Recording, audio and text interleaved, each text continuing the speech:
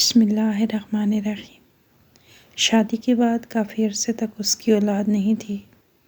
جب امید سے ہوئی تو شوہر نے کہہ دیا اگر بیٹی ہوئی تو یہاں مت آنا، اور جب اسے بیٹی کی خوشخبری ملی تو وہ بیچاری صدمے سے ہی۔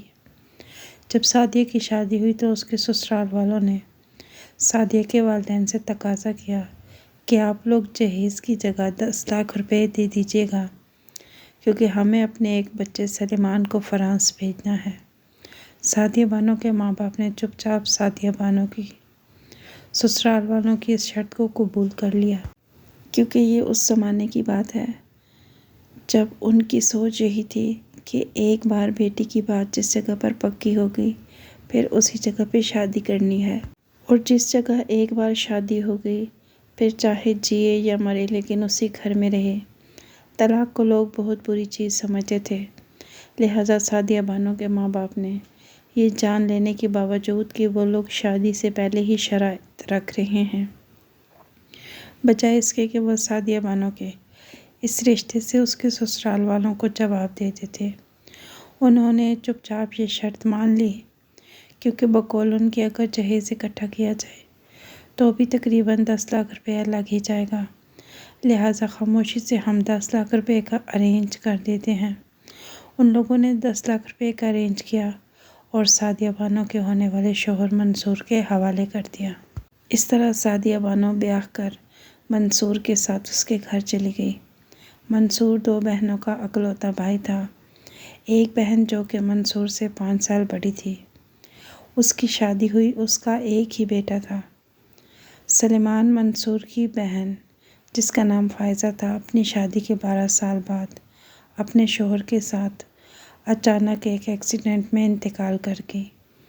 اس کے بعد اس کے بیٹے سلیمان کو اس کے ددیال میں سنبھالنے والا کوئی نہیں تھا، لہٰذا فائزہ کا یہ بیٹا سلیمان بھی اپنی نانی اور ماموں کے ساتھ اسی گھر میں رہتا تھا۔ سعدیہ بانو بیاہ کر منصور کے گھر آ چکی تھی۔ منصور نہایت ہی بگڑا ہوا انسان تھا، گالم گلوچ، بیوی کے ساتھ مار پیٹ کرنا اس کی عام سی عادت تھی۔ اور تو اور سعدیہ بانو کے سسرال والوں نے خود جہیز دینے سے منع کیا تھا، کیونکہ وہ نقد رقم لینا چاہتے تھے، لیکن شادی کے چند ماہ بعد ہی سعدیہ کی ساس اور نند اور خود اس کے شوہر سمیت ان لوگوں نے سعدیہ کو اس بات کا طعنہ دینا شروع کر دیا کہ تم جہیز کے نام پر ایک چیز بھی لے کر نہیں آئی۔ سعدیہ خاموشی سے دن بھر کام کرتی، رات کو اپنے شوہر سے مار کھاتی اور اپنی قسمت پر آنسو بہاتی رہتی۔ خیر وقت اسی طرح گزرتا جا رہا تھا۔ دوسری طرف سعدیہ کی شادی کے وقت سلمان کی عمر 8 سال تھی، اور سلمان یہ بات اچھی طرح جانتا تھا کہ اس کی مامی جو رقم لے کر آئی ہے اسی سے سلیمان کو فرانس بھیجنے کا بندوبست کیا جائے گا، اور یہ رقم سلیمان کے نام پر بینک میں محفوظ تھی۔ لہٰذا اس پورے گھر میں اگر کوئی سعدیہ بانو کو قدر کی نگاہ سے دیکھتا تھا تو وہ سلیمان تھا۔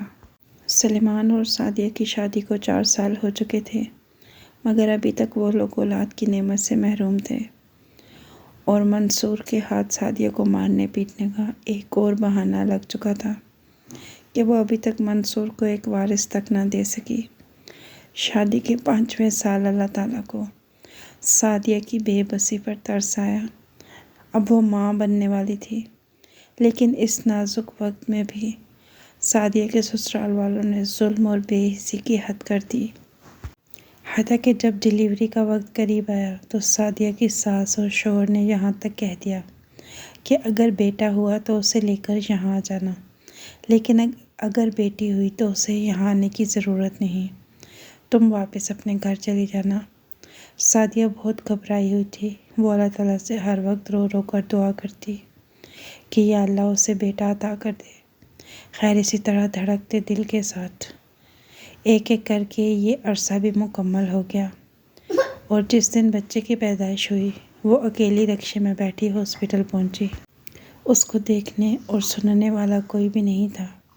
سعدیہ کے ماں باپ بے حد بوڑھے ہو چکے تھے، باپ بستر پر تھا اور ماں کو آنکھوں سے کچھ دکھائی نہیں دیتا تھا، اسی لیے سعدیہ نے اپنے ماں باپ کو زحمت دینے کی کوشش ہی نہیں کی۔ جب سعدیہ ہاسپٹل پہنچی اور قدرت اس پر مہربان ہوئی۔ سعدیہ نے ہوش میں آنے کے بعد پہلو میں لیٹے ہوئے بچے پر ایک نظر ڈالی اور امید بھری نظروں سے نرس کی طرف دیکھنے لگی۔ نرس مسکراتی ہوئی سعدیہ کے پاس آئی اور کہنے لگی، مبارک ہو، اللہ تعالیٰ نے آپ کو بیٹی عطا کی ہے۔ نرس کی یہ بات سنتے ہی سعدیہ کی آنکھوں سے آنسو چھم چھم بہنے لگے۔ نرس یہ دیکھ کر گھبرا گئی۔ وہ جلدی سے آگے بڑھی اور کہنے لگی، کیا بات ہے، تم کیوں رو رہی ہو؟ تمہاری پہلی اولاد ہے اور تم اس کی پیدائش پر بھی رو رہی ہو۔ اسی دوران لیڈی ڈاکٹر بھی کمرے میں داخل ہو گئی۔ سعدیہ نے ساری بات انہیں بتا دی اور کہا کہ میرے شوہر نے کہا ہے کہ اگر بیٹی پیدا ہوئی تو گھر مت آنا۔ یہ ساری داستان سن کر پاس کھڑی ڈاکٹر کی آنکھوں میں بھی آنسو آ گئے۔ ڈاکٹر نے کہا، تم پریشان مت ہو، فکر مت کرو، میں کچھ کرتی ہوں۔ پھر اس ڈاکٹر نے سعدیہ بانو سے یہ معلوم کیا اس کا شوہر کہاں اور کس دفتر میں کام کرتا ہے۔ سعدیہ بانو نے ساری تفصیل بتائی۔ اس ڈاکٹر نے اپنے شوہر کو ساتھ لیا اور اس دفتر کے ایک اعلیٰ افسر کے پاس پہنچ گئی۔ اسے سعدیہ بانو کے شوہر کا نام بتا کر ساری بات سے آگاہ کر دیا۔ وہ افسر فوراً ڈاکٹر کے ساتھ ہاسپٹل چلا آیا۔ ہاسپٹل آ کر اس نے سعدیہ بانو کے شوہر کو فون کیا اور مبارکباد دیتے ہوئے کہنے لگا، ارے منصور، واہ، تمہارے گھر تو بیٹی پیدا ہوئی ہے۔ میں یہاں اتفاق سے ہاسپٹل میں ہی تھا۔ تم بھی جلدی سے ہاسپٹل آؤ اور ہمیں مٹھائی کھلاؤ۔ دوسری طرف منصور کے دونوں ہاتھ پاؤں پھول گئے۔ پہلی دفعہ اس کے دفتر کے کسی بڑے افسر نے اسے خود فون کیا تھا۔ منصور بھاگا بھاگا آیا، مٹھائی لے کر افسر کو مٹھائی کھلائی اور ساتھ ساتھ ہسپتال کے تمام عملے کو بھی مٹھائی کھلائی گئی۔ ڈاکٹر نے اس افسر کو تمام بات سے آگاہ کر دیا تھا کہ منصور علی اپنی بیوی کو بیٹی سمیت گھر میں رکھنا نہیں چاہتا۔ اس کے افسر نے اب ایک اور چال چلی۔ اس نے منصور علی سے کہا، تم اپنی بیوی اور بیٹی کو گھر ہی لے کر جا رہی ہو نا؟ یہ اپنے والدین کے گھر تو نہیں جا رہی؟ منصور نے ہکلاتے ہوئے کہا، سر، آپ کیوں پوچھ رہے ہیں؟ تو اس کے افسر نے جواب دیا، میں اور تمہاری بھابھی چند دن تک ملنے کے لیے آئے ہیں، تمہارے گھر ملنے آئیں گے۔ اب منصور علی تقریباً بے بس ہو چکا تھا۔ وہ سعدیہ بانو اور اپنی بیٹی کو گھر لے گیا۔ وہ اس بات پر حیران تھا کہ اس کے افسر نے پہلی بار اسے کال کی، وہ بھی اس کی بیٹی کی مبارکباد دینے کے لیے، اور پھر اس نیک بخت افسر نے یہاں پر ہی بس نہیں کی۔ وہ تقریباً 10-15 دن بعد منصور سے فون پر بات کیا کرتا اور اس کی بیٹی کی خیر خیریت دریافت کرتا۔ یہاں تک ہی نہیں، کچھ دنوں کے بعد وہ منصور کے گھر کا چکر بھی لگاتا، صرف اور صرف اس وجہ سے کہ کہیں منصور اپنی بیوی اور بیٹی کو گھر سے نکال ہی نہ دے۔ اور یوں منصور کو اس کے افسر کی وجہ سے اپنی بیٹی کو نہ چاہتے ہوئے بھی قبول کرنا پڑا تھا۔ سعدیہ بانو نے اپنی بیٹی کا نام خدیجہ رکھا۔ ماں کی طرح اس گھر میں خدیجہ کی بھی کوئی ویلیو نہیں تھی۔ خدیجہ کو اس گھر میں اگر کوئی پیار کرتا تھا تو وہ صرف سعدیہ بانو اور سلیمان تھے۔ خدیجہ کی پیدائش پر سلیمان 13 برس کا ہو چکا تھا۔ سلیمان کے ماموں یعنی سعدیہ کے شوہر اس کے 18 برس کے ہونے کا انتظار کر رہے تھے۔ وقت دھیرے دھیرے یوں ہی گزرتا رہا۔ خدیجہ 5 برس کی ہوئی تو سلیمان 18 برس کا ہو گیا۔ اس کا شناختی کارڈ بن گیا اور اس کے فرانس جانے کا بندوبست ہو گیا۔ یوں اس گھر میں ان دونوں ماں بیٹی کا واحد ہمدرد اب اس گھر سے رخصت ہو چکا تھا، مگر سلیمان نے اپنی مامی کا یہ احسان یاد رکھا۔ وہ فرانس پہنچ کر بھی اپنی مامی کو اکثر فون کال کیا کرتا تھا اور ان سے بات کرتا تھا۔ گزرتے وقت کے ساتھ سعدیہ بانو کی چھوٹی نند کی شادی ہو چکی تھی اور اس کی ساس بھی اللہ کو پیاری ہو چکی تھی۔ کچھ ہی عرصہ گزرا تو سعدیہ بانو کے والدین بھی آگے پیچھے اللہ کو پیارے ہو چکے تھے۔ سعدیہ بانو کے والدین کی وفات کے بعد منصور علی نے یہ کوشش کی کہ اس کے والدین کا آبائی مکان وہ بیچ دے۔ وہ جلدی سے اس سلسلے میں بھاگ دوڑ کرنے لگا، مگر یہ جان کر اسے حیرت ہوئی کہ سعدیہ بانو کے والدین اپنے ہی مکان میں کرایہ دار کی حیثیت سے رہ رہے تھے، مالک مکان نے مالک کی رجسٹری دکھاتے ہوئے بتایا کہ یہ مکان سعدیہ کی شادی کے موقع پر مجھے بیچ چکے تھے۔ اسے بیچ کر ہی انہوں نے اس 10 لاکھ روپے کا انتظام کیا تھا جو کہ انہوں نے سعدیہ کے شوہر سلیمان کے لیے دیے تھے۔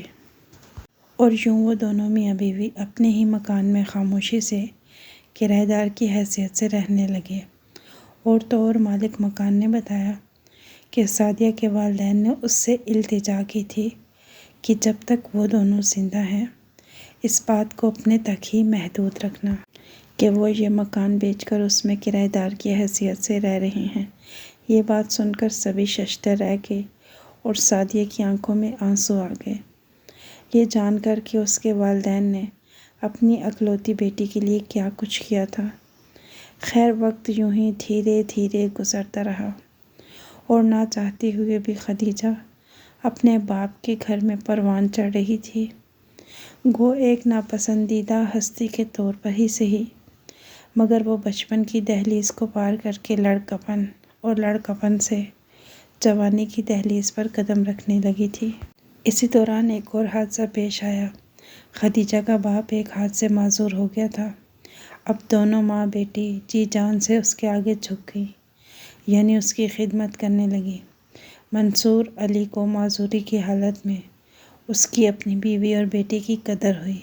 باپ معذور ہو کر بستر پر جا پڑا تھا تو ماں بیٹی کی قدر بھی ہو گئی۔ خدیجہ کو لگا کہ شاید ان دونوں ماں بیٹی کی زندگی کی مشکلات اب ختم ہو چکی ہیں، مگر ایسا نہیں تھا۔ قدرت کو کچھ اور امتحان بھی منظور تھے۔ منصور علی کی معذوری کو 1 سال ہی گزرا تھا کہ اب اچانک سے سعدیہ بانو بیمار رہنے لگی۔ اسے آئے دن بخار ہو جاتا تھا۔ ایک روز خدیجہ اسے لے کر شہر کے ایک اچھے ڈاکٹر کے پاس چیک اپ کے لیے گئی۔ کچھ ضروری ٹیسٹ وغیرہ ہوئے تو پتہ چلا کہ سعدیہ بانو کو جگر کا کینسر ہے اور وہ بھی اسٹیج 3 پر ہے اور ناقابل علاج ہے۔ خدیجہ یہ دکھ اب کسی کے ساتھ شیئر نہیں کر سکتی تھی سوائے سلیمان کے۔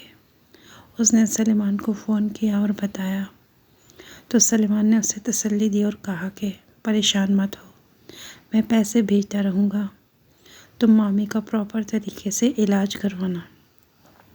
اور سلیمان نے صرف کہا ہی نہیں تھا، صرف وعدہ ہی نہیں کیا بلکہ اس وعدے کو نبھایا بھی تھا۔ وہ مسلسل باہر سے پیسے بھیجتا تھا اور خدیجہ کے گھر کی گزر بسر ہوتی تھی، مگر شاید سعدیہ بانو اب تھک چکی تھی، حالات سے لڑتے لڑتے اس کی بس ہو چکی تھی، لہٰذا دوائیوں سے بھی کچھ خاص فرق نہ پڑا۔ اس کی طبیعت دن بدن مزید خراب ہونے لگی۔ ایک دن اس نے چپکے سے آنکھیں بند کر لی اور اللہ کو پیاری ہو گئی۔ مامی کی وفات پر سلیمان بھی پاکستان آیا۔ وہ چند مہینے کے لیے رہا۔ اس نے خدیجہ کے کاغذات بنانے کے لیے ضروری انتظامات کرنے شروع کر دیے۔ وہ خدیجہ کو اپنے ساتھ فرانس لے جانا چاہتا تھا۔ اس بار جب وہ پاکستان آیا تو خدیجہ اور سلیمان کا نکاح کر دیا گیا اور یہ سلیمان کی اپنی خواہش پر ہوا تھا۔ وہ مامی کی وفات کے 1 ماہ کے بعد ہی سلیمان واپس جا چکا تھا، مگر خدیجہ کے ساتھ اس وعدے کی وجہ سے کہ وہ دوبارہ لوٹے گا اور خدیجہ کو ہمیشہ کے لیے لے جائے گا۔ اب خدیجہ اس گھر میں اکیلی تھی، اپنے باپ کی خدمت کرتی تھی۔ منصور علی اب دن رات آنسو بہاتا تھا۔ معذوری اور بیماری کی اس حالت میں اسے اپنے گناہوں کا، اپنی زیادتیوں کا احساس ہوتا تھا۔ اب وہ دن رات اللہ تعالیٰ سے اپنی زیادتیوں کی معافی مانگتا تھا جو اس نے بیتے ہوئے سالوں میں سعدیہ کے ساتھ کی تھی۔ اور پھر محض 6 ماہ کے بعد ہی سلیمان دوبارہ سے پاکستان آیا۔ اس بار جب وہ آیا تو اس کے پاس خدیجہ کو لے جانے کے لیے مکمل کاغذات موجود تھے۔ اب وہ خدیجہ کو ہمیشہ کے لیے اپنے ساتھ لے جانے کے لیے آیا تھا۔ اس موقع پر منصور علی بے حد جذباتی ہو رہا تھا۔ وہ بات بات پر رونے لگتا اور خدیجہ سے معافی مانگنے لگتا۔ سوال یہ تھا کہ اگر سلیمان خدیجہ کو اپنے ساتھ فرانس لے جائے گا تو اس کی غیر موجودگی میں اس کے باپ منصور علی کی دیکھ بھال کون کرے گا؟ اس کی ضروریات کا کون خیال رکھے گا؟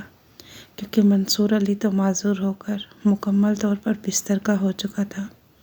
لہٰذا اس بات کا یہ حل نکالا گیا کہ خدیجہ کی چھوٹی پھپھو جو کہ شادی کے بعد سے ابھی تک بے اولاد تھی، ان دونوں میاں بیوی کو یہ آفر کی گئی کہ وہ اپنا گھر کرائے پر دے دیں اور یہاں آ کر اپنے بھائی کے گھر یعنی منصور علی کے گھر پر اس کے ساتھ رہیں اور یہاں رہنے کے ساتھ ساتھ اپنے بھائی کی خدمت بھی کریں۔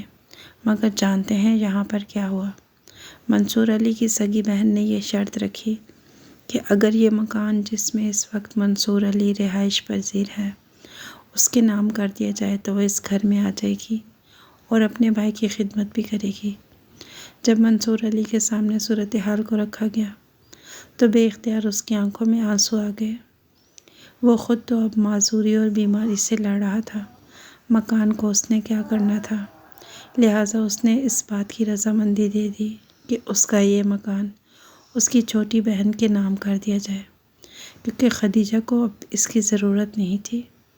وہ تو اپنے شوہر سلیمان کے ساتھ بیرون ملک جا رہی تھی، لہٰذا سب کی رضامندی کے ساتھ منصور علی کا یہ مکان اس کی چھوٹی بہن اور بہنوئی کے نام کر دیا گیا تھا۔ اس کی چھوٹی بہن اور بہنوئی اپنے تمام ضروری سامان لے کر منصور علی کے گھر شفٹ ہو گئے اور اس کے ساتھ رہنے لگے، اور اسی شرط پر وہ اپنے بھائی کی خدمت بھی کرنے لگی تھی۔ خدیجہ سلیمان کے ساتھ جا چکی تھی، اب وہ ہنسی خوشی وہاں پر اپنی زندگی گزار رہی تھی، اور دوسری طرف منصور علی نہایت دکھ کے عالم میں تھا۔ وہ اپنی اس معذوری کی زندگی سے اس قدر عاجز آ چکا ہے کہ اکثر اوقات وہ یہ کہتا ہوا دکھائی دیتا ہے، اے میرے خدا مجھے موت دے دے، میں اب اس زندگی سے تنگ آ چکا ہوں، مگر یوں مانگنے سے موت تھوڑا ہی آتی ہے، موت کا تو ایک وقت مقرر ہے، وہ تو اپنے وقت پر ہی آتی ہے۔ اور تو اور منصور علی کو اس بات کا بھی دلی طور پر افسوس ہے کہ اس کی اپنی سگی بہن نے اس کے ساتھ رہنے کے لیے اور اس کی خدمت کرنے کے لیے ایک شرط رکھی، اور وہ شرط بھی کیا رکھی گئی تھی؟ منصور علی کی جائیداد اپنے نام کروانے کے بعد وہ اپنے بھائی کی خدمت کے لیے رضامند ہوئی تھی، اور وہ ماں بیٹی جس کو ساری عمر منصور علی نے اپنے جوتے کی نوک پر رکھا، ساری عمر ان دونوں ماں بیٹی کی ایک لمحے کے لیے بھی قدر نہیں کی۔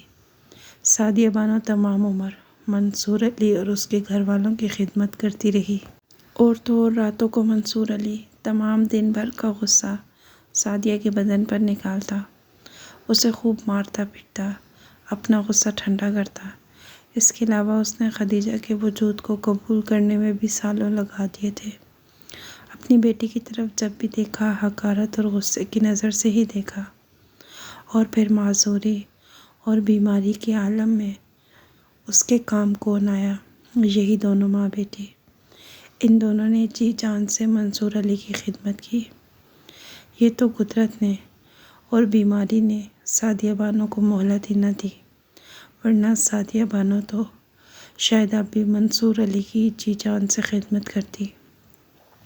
سعدیہ بانو اپنی بدقسمتی سے لڑتے لڑتے قبر میں جا سوئی، اور خدیجہ سلیمان کے ساتھ شادی کرنے کے بعد اب ہنسی خوشی زندگی گزار رہی ہے۔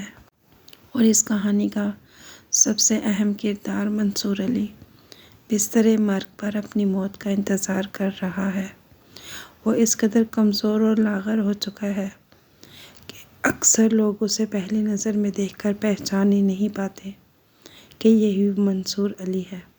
شاید اسی کو مکافات عمل کہتے ہیں۔ آپ کو ویڈیو کیسی لگی کمنٹ باکس میں اپنی رائے کا اظہار ضرور کیجیے گا۔ اگلی ویڈیو تک کے لیے اللہ حافظ۔